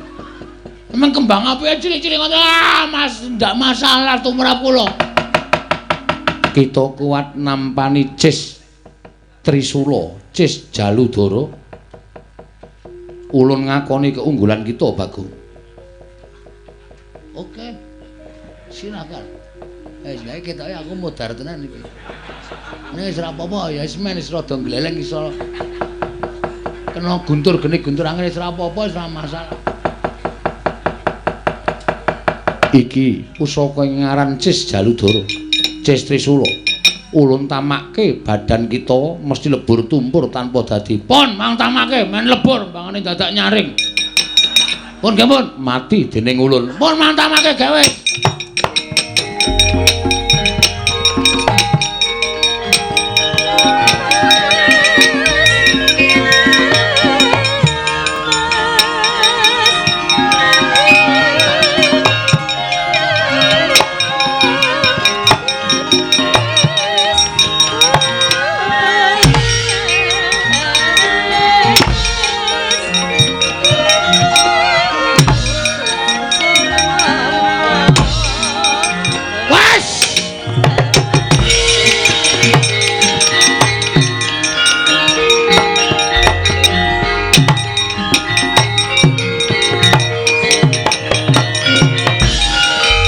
Tetep dadi masalah iki.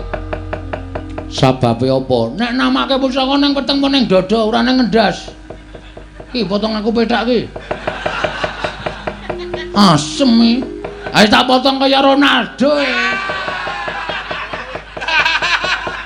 Kok dicowes nganggo gaman marai berset petak iki. Wah, wis samyem pangling ki. Kok pun kados mboten Ronaldo Kamas ana cilaka iki. Kowe gawe nesu ning Bagong kowe. Ayo pusaka meneh sing tak tamake. Ora-orane bakal tak tinggal loncat. Aduh Kakang ketiwasan.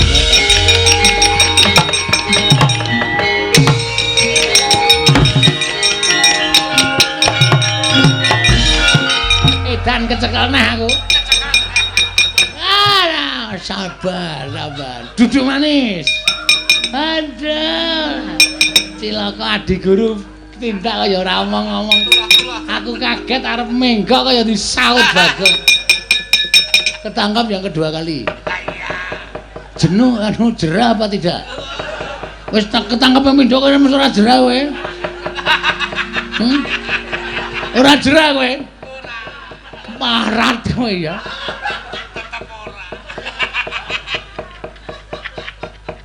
Wis ketangkap dua kali mesti arep bertindak yang tidak senang. Kosek aja gawe dredeg aku. Aku kira melu-melu. Sing nibake guntur geni guntur angin mau adik guru, sing nibake Cis Jaludara mau ya adik guru. Aku ngerti ta, kita ngerti ta ulun mung teko nang mburi. Ora melu apa-apa ketok sikep ki. Iki terus aku kudu piye pukulun rada. Aku harus bagaimana? Kita arep takon bapak kita marang sapa meneh wong Bathara Guru ya ora ngerti. Kudune guru ngerti. Guru ki sing gawe rapot kok ora ngerti. Ulun ki jane seneng ngomong karo kita. Ning kita ki nek jak omonganmu di blender dono, blender dene. Ora dicekeli kok. Ah mesti blender dono, blender dene. Nek dicekeli ora bakal blender. Ngono kuwi.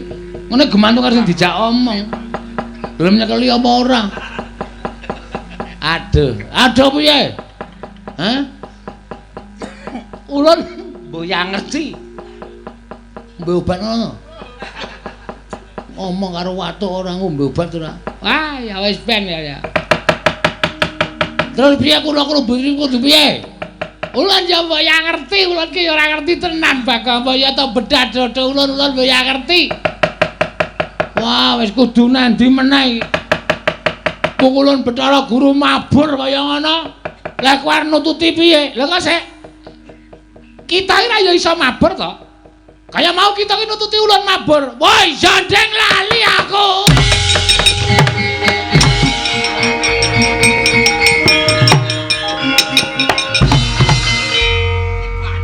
Bangkeane nggo pancatan. Trembelane tenan. Dumen rada kirada wungkuk terus bangkane nggo pancatan. Wah, bocah kok kaya ngono. Kakang Semar kaya ora ngilik-ngilik. Wah. Aku wis monggo dipun sekecaken nyuwun pamun lho Di ngatos-atos Di. Kedah prayitna ing pangandikan. Menawi boten prayitna mangke Bagong malah saya ngombro-ombro pakartun.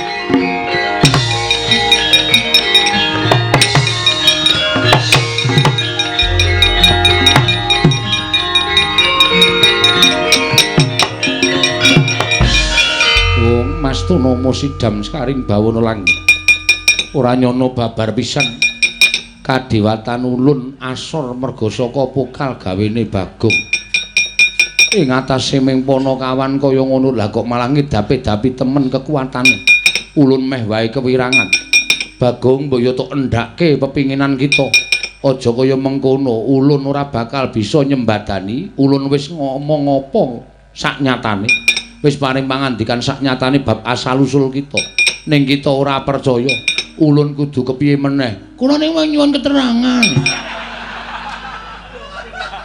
Bapak kula sapa niku mawon tok ora macem-macem. Edan Bagong.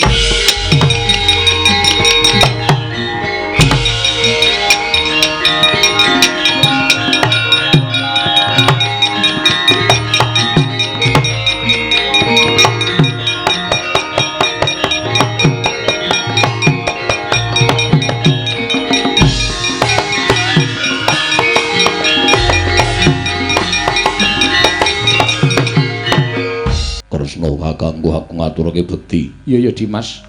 Werkudara ndak tampa. Ora liwat pangestune pun Kakang Tampanana. Ndak gegem dadekake jimat. Koko Prabu sembah bekti kula. Koko Prabu sembah bekti kula. Iya ya, kembar ndak tampa. Ora liwat pangestuku Tampanana kembar. Kula pundi nggo jimat niki? Kula pundi nggo jimat palipun dayana ing kasantosan. Koko Prabu sawetawis anggen kula ngrawuhaken paduka Kanjeng Koko Prabu riklenggan sakmangke mboten sanes namun nedya kula kanthi ngrembak babakan negari Ngamarta jumbo kelawan kewajibanipun nata ing Ngamarta anggenipun tansah kedah angasta kendho kencenging pernatan amis baji ning kawontenan Yayi kula nderek rumajeng namung semantena mugi andadosna ing kawuningan menapa mboten langkung prayogi menawi anengga dhateng jangkeping para Pandhawa liripun kados pundi paduka paring dawuh ing mekaten inggih amargi menawi boten jangkep samangke badhe tumpangsa anggenipun badhe manata negari ing Ngamarta wilingi saking menika sawetawis katengga langkung rumiyin semanipun kadang kula pun Arjuna sumados sakmangke menawi ngembak babakan kendho kencenging negari kadang kula ing Madukara ugi sampun mangertosi menawi dados sabda paduka Yai Prabu ing Ngamarta Yai Prabu Darmakusuma sarating pandam sumula madangi jroning pasarean ngenangi wadana katon remu-remu kalingan ngrengeng sang dyah manah engkung sumungkem guling ing dereng ngantos paripurna sami Mbalwatsana kasaru ingkang abiyantara miwah ingkang rawuh madyaning negari Ngamarta nenggih Iwang Pikulun Jatimurti akarya cingak sangya para Pandhawa long-long ing tiya mangungkung kandhuan limang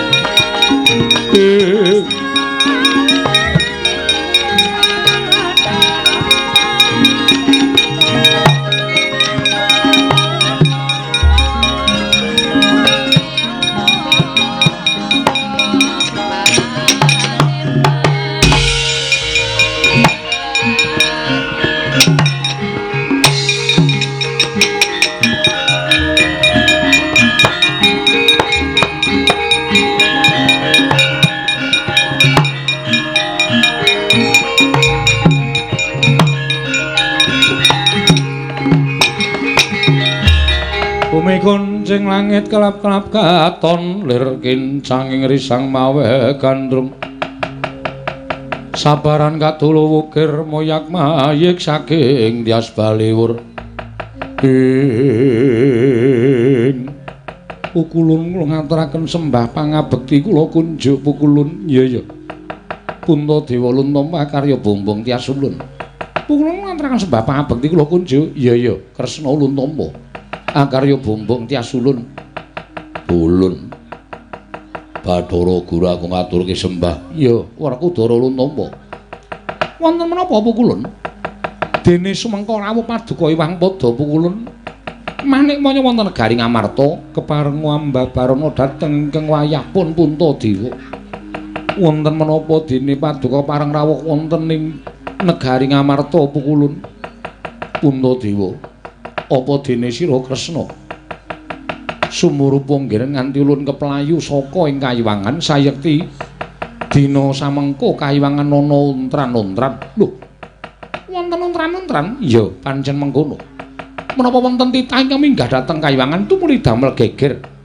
menapa wonten satunggiling nalindra ingkang wantun badhe anjungkeng kawibawan Suralaya Puntadewa dudu iku ingkang dumadi nanging bener kang dadi aturing Kresna lamun ana titah pujangkara ingkang wani munggah ing kayiwangan sayekti titah mau gugat kelawan panjenengan ulun supaya ulun bisa lan ngerti sapa wong tuane titah mau nanging sayekti ulun wis ngaturake apa kang dadi kasunyatane ewadene titah mau tetep ngamuk ana ing kayiwangan titah menika kala wau sinten pukulun menawi kepareng kula kalian kadang-kadang kula para pandhawa badhe amapakaken dhateng titah kala wau Mboya Unalya kejaba mung adi kita Puntadewa ing ngamuk ana ing kayiwangan teka duweni kadigdayan ingkang edap-edapi Tanalya kejaba mung Panakawan Bagong Puntadewa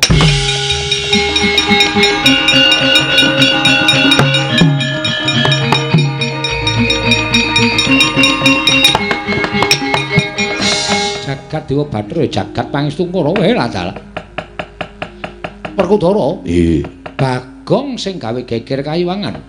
Wah, ora pati ndugamana. Kaya ora diwulang karo sing gerak. Ing atase derajate Bagong wani ngobrah-abrik kayangan. Kresna Lilanana aku tak goleki karo Bagong. Dina samengko ngoyak kelawan panjenengan ulun Werkudara. Wah, caedan.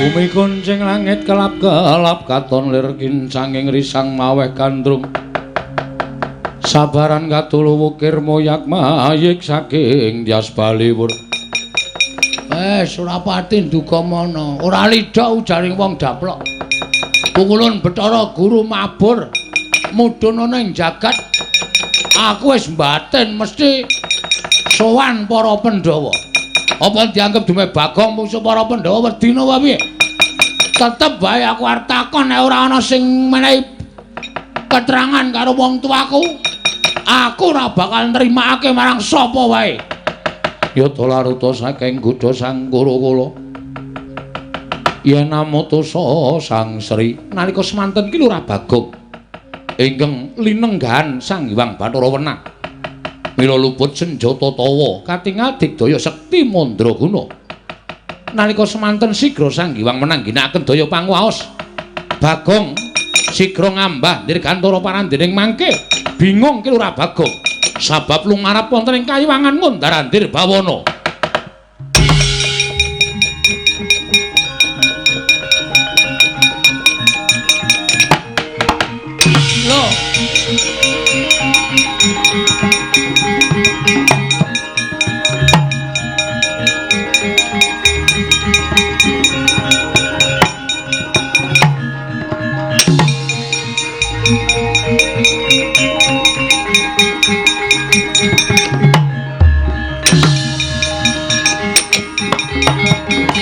Werkudara? Iya.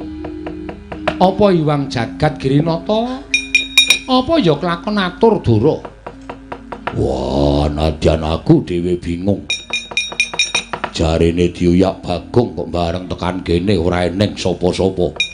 Bagong ya ora katon. Apa Bagong wedi merga Iwang Pikulun Jagat Girinata mlebu ning negara Ngamarta? Aku dhewe ora ngerti. Lho, kok sik? Lah kae Janaka to kae.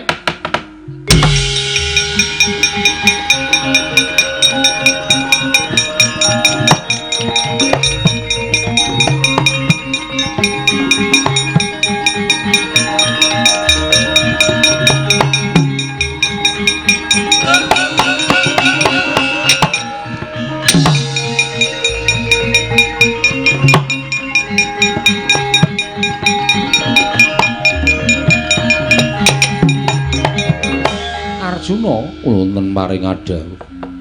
Kakang Semar, nggih. Nala Gareng, nggih. Iki Petruk to? Nggih. Lho Kak, kurang siji iki nendi?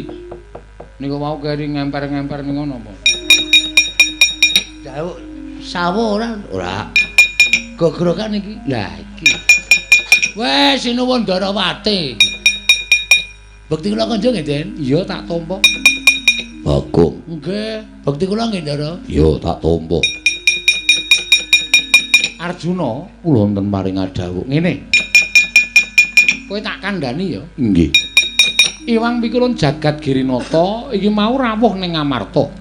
Rawuh wonten Ngamarta. Iya. Wigatosipun Pradul kan para Pandhawa yen to kayiwangan geger diurak-arik karo titah sewantah. sinten ingkang wantun ora arik kayiwangan. Iki malah aku bingung. Lah pokoke kok ora ngerti iki piye to? Kula mboten ngertos saestu. Kula mboten mangertos sinten Koko Prabu sampun nanjihaken kalawan kula. Lho lah iya, ning kowe ora ngerti tenan? Mboten. Kakang Semar ya ora ngerti. Mboten. Nala Gareng ya ora ngerti. Mboten. Petruk ya ora ngerti. Mboten. Bagong ngerti ora? Masalah napa to? Kowe ngerti ora lelakoning Iwang Pikulun Jagat Girinata? Lho, Iwang Pikulun Jagat Girinata ki napa? Wah, ora sabodele iki. Kowe ngaku apa ora? Ngaku tak gecek sirahmu, ora ngaku tak pateni. Kusik Werkudara sabar, sabar kusik to. Napa Petruk? Ya mbuh aku ora ngerti kok ya. Enten apa to, Ndara? Aku ora ngerti, Petruk. Iwang Pikulun Jagat Girinata rawuh ning negara Ngamarta. Terus ngendikane Iwang Pikulun Jagat Girinata kayangan diurak-arik dening menungsa lumrah. Kok Koko Prabu Lendangu kalawan aku sajak Subriya kalawan aku. Ora karo kowe Janaka. Ning kowe apa ora ngerti tenan? Mboten saestu. Semar ya ora ngerti. Kula niku ora tau goroh wong tuwa. Bagareng ya ora ngerti. Wah, mbok ya sumpah ye. Ora percaya ora. Petruk ya ora ngerti. Mbok mangungkuli kitab suci dhuwur kula sumpah wani. Bagong ya ora ngerti apa piye karo ora guyu lho. Tenan iki aku takon tenan.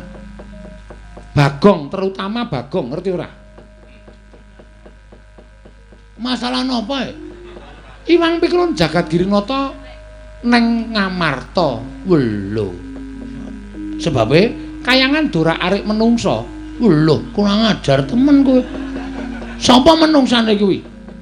Lho, kowe iki piye to? Lho, lah piye? Lho kowe iki ngerti ora? Wah, lah piye ta iki iso tak tanya kresnane iki? Sik ora aja nesu dudu kresnane ora. Mbebingung ati kowe. Wah, menclah-mencle. Ngendikane Iwang Pikulun Bathara Guru sing ora arik kayangan kowe, jarene kowe gugat takon sapa jenenge bapakmu. Wah, fitnah iki, Truk.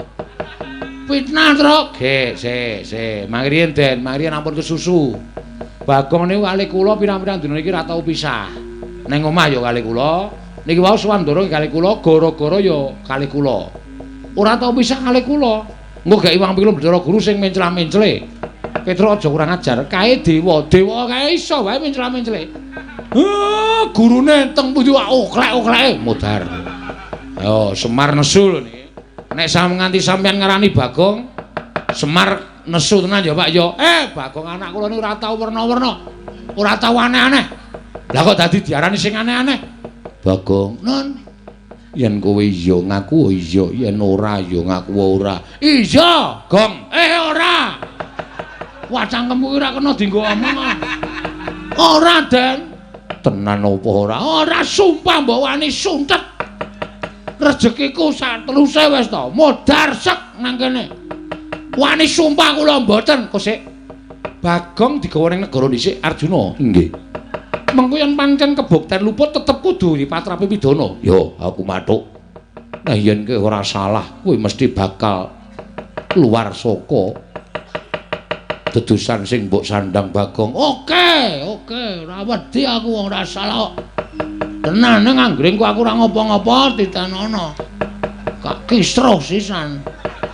Wah, caidan. Bagong nek kowe ora salah ora wedi, rasa wedi ora, Mir. Nek ora salah rasa wedi, Gong.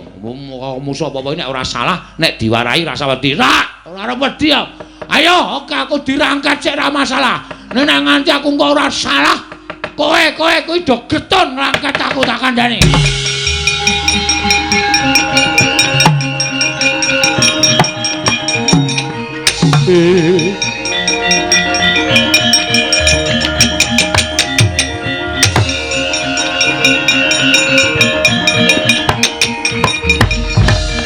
Toro. Iya. Lah kok dadi aku malah bingung. Mongko Bagon tetek banget nggone rumangsa ora salah. Iki piye? Wis dinteni pundhating lelakon. Gusti Maha Adil mesti menehi pepadhang tumraping Pandhawa.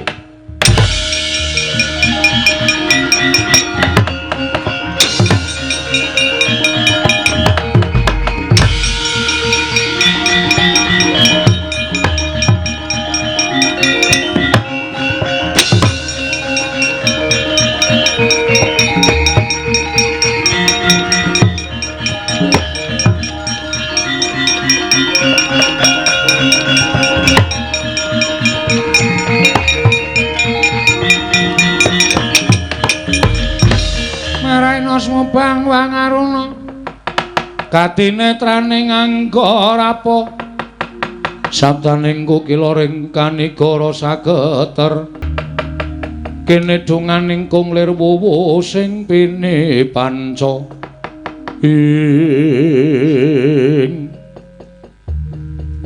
ya anake sapa yaene klitian iki aja ngawu gawar ngawur Bagong. Kita kuwi mergane bisa digdaya ulun ingkang ngemong raga kita. Kita dipatrapi sarta ditibani pusaka saka Bathara Guru ora apa-apa ki merga saka ulun. Nek saiki kita ditibani pusaka mesti mati. Wah. Panjenengan sinten Bu Ulun? Ulun Sang Asih Prana. Asih? Iya. Kok lanang? Ulun Sang Hyang Bathara Wenang. Oh, Sang Hyang Bathara Wenang sing nggih pondhong kula nggih. Iya. Kita arep takon apa Bagong ulun ingkang bakal paring wangsulan. Kula niku mung bingung pengen ketemu ale bapak. Bapak kita Semar. Lho. Bisa tak kisruh sisan kene.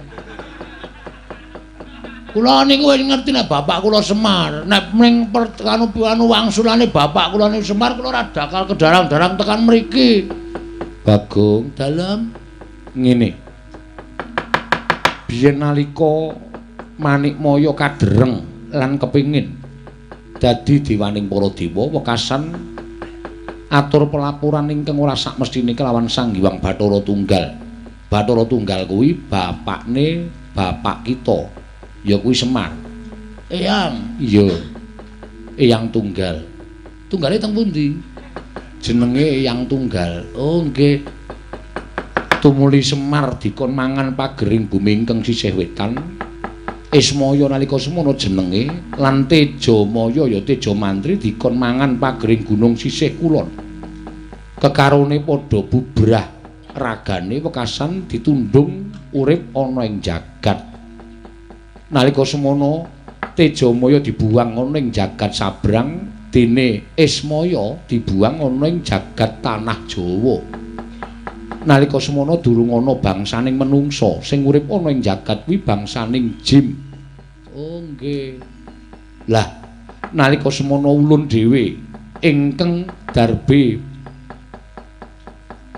penemu nalika si Manikmaya nglarapake kelawan kadange sepuh ya kuwi si Ismaya sowan ana ing Ngundaran Tirbawana nyuwun supaya diparingi ruwang. Nggih. Terus nalika semana ulun paringi ruwang ya kuwi wujude ayang-ayangane Semar ingkang ndak puja dadi wong kang ndugal kewarisan. Tumuli diparingi jeneng Bagong. Mula sak temene kita kuwi anak Semar sing tuwa dhewe Bagong. Oh, ngoten. Iya. Wah. Anggere mulai ngetraki Petruk. Adikku ora masalah. Ning tetep kita ingkang tinemu ragil. Dadi perkarane kaya mengkono kuwi. Kena ngopo kita ora percaya marang Bathara Guru? Merga Bathara Guru mboten ingkang muja kula. Sing muja kula saking ayang-ayang wujud manungsa niku pukulun Sang Hyang Wenang. Iya, pancen ulun. Nah, nek panjenengan sing paring dawuh kula wis percaya. Ning sok kula pripun niki napa ya bali dadi ayang-ayang melih? Sesuk ana candhake lelakon dhewe Bagong. Oh, ngoten. Iya, ulun durung bisa mbabar. Ndak ndisiki panguwasaning Gusti. Oh, nggih. Wis kita lega. Pun. Alah gene meng kaya ngono nggekno ket sore kok gayange ra jamak-jamak. Dina meng alah wis jan wis. Wis. Iya, pancen kudu kaya mengkono Bagong. Nah nggih. Kita bali ning jagat merga bojo kita ingkang kita dawuhi wujud Bagong dina samengko dirangket dening Pandhawa sabab dikira kita ingkang ngosak asik kayiwangan. Walah, yem. Lek mbelani karo aku jan lahir baten tenan, yem. Nggih kula tak wangsul. Iya, kita mudhuna ning jagat. Oh, nggih. Ane lek medhon pripun kula ora iso mabur. Kita iso mabur merga saka ulun. Lah nggih, lah terus saniki kula ora iso mabur lek arep medhon pripun dadali? Ulun kita sipat angin supaya aja nganti pati-pati tiba negara Ngamarta Bagong. Sendika.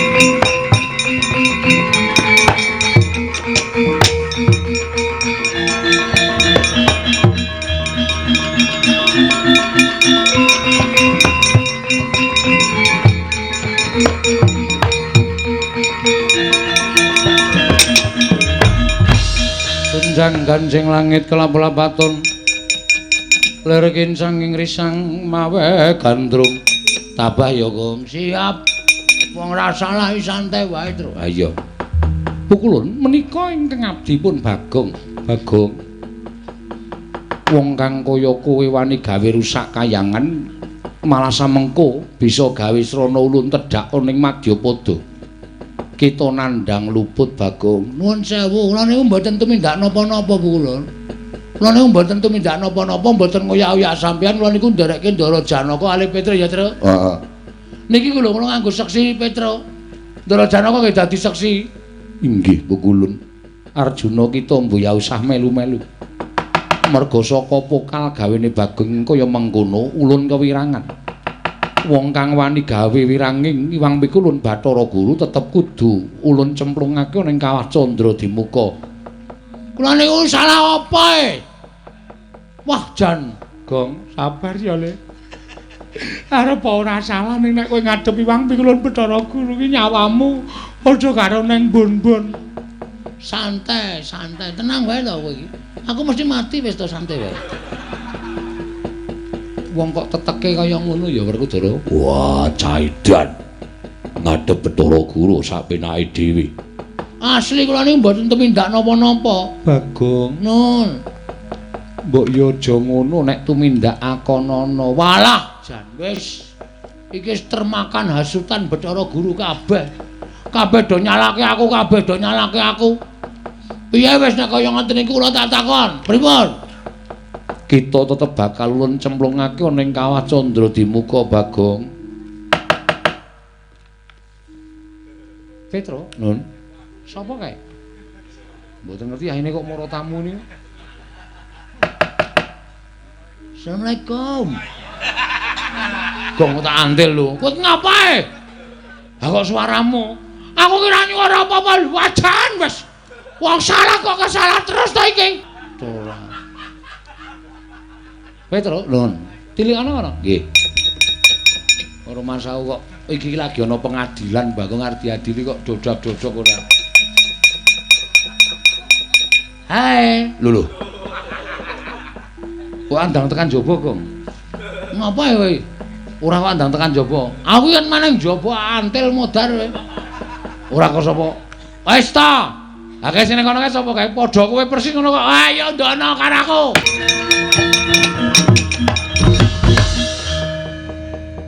Bagong kepiye? Niki kula wau bar sowan Iwang Pikulun padha wenang. Pikulun boten sak wedi, Pikulun boten sak gila, kula wis entuk keterangan saking Iwang Pikulun Bathara Wenang. Wis ketemu lan wong atuwa kita. Ulun ki Mboyagara. Lamun ketemu kali wong atuwa kula. Wis nggih, sing duduhi sapa? Iwang Pikulun padha wenang, nek mboten dados mangsuwan Iwang Pikulun padha wenang. Wong atuwa kita sapa? Wong nyatane kita ora kuwi ora ana sing anakake. Sik to, tak jelaske. Kula wis marem butuhe kula wis tentrem ati kula. Kula wis ngerti sak nyatane. Ketemu karo bapak, Gong. Ketemu Kowe anake sapa? Nake Semar. Aku mung ngajak. Wis ben sing penting trima aku. Nek keterangane aku iso asal-usul kok ndira aku wis ngerti. Oh iya, aku asal-usul saka ndi? As mengkon ning mengece nek tak omong rasa. Oh iya. Ning kita wis ngrusak kayangan. Apa to sebabe kula ngrusak kayangan merga sampeyan ajeng mateni kula cemplungke teng Kawah Candradimuka. Niku dawuh yang padha wenang. Mula wong padha wenang mboten trima nek kula dipateni teng kayangan kali Bathara Indra duk nalika semanten weteng kula dicubles nganggo tombak. Nek ora pitulungane Sang Hyang Bathara Wenang kula ora bakal urip. Mula wis pantese ngendikane Sang Hyang Bathara Wenang ken nyampeke teng sampeyan. Niku wis dadi undu-unduane, tandurane elek ya undu-unduane elek, tandurane becik ya undu-unduane becik. Niki nek sampean mboten percaya kali omongane Bagong, niki wau yang padha wenang dawuh Bagong, nek Manik Maya ora percaya karo sing tok omongke kuwi dawuh ulun, ulun kang bakal terjak ning Ngamarta ngukum kalangan Manik Maya. Iya iya, Bagong ulun percaya, Bagong.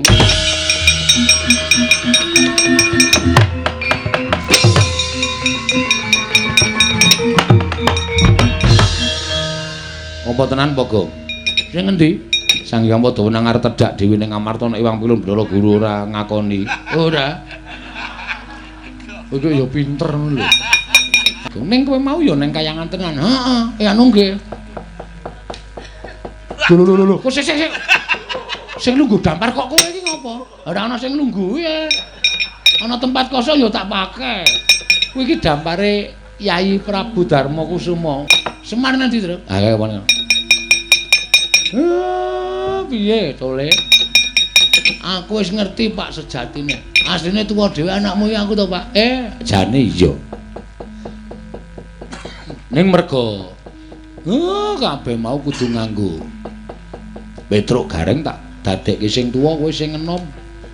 Ya ora apa-apa. Berarti aku nek sia-sia petruk ora kualat. Mula kowe Unek-unekke petruk, unekke gareng, ngapak-ngapake petruk ku tangeh kualat wong jane umure tuwa kowe. Oh iya. Oke.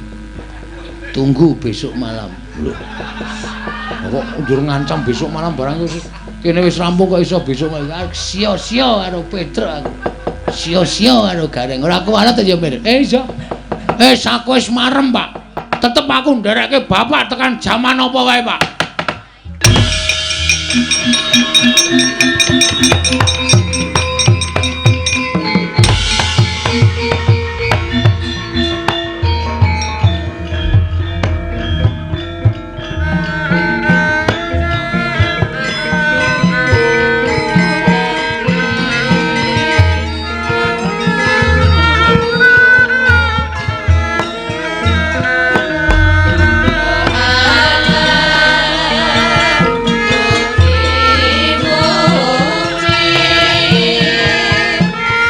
Assalamualaikum warahmatullahi wabarakatuh.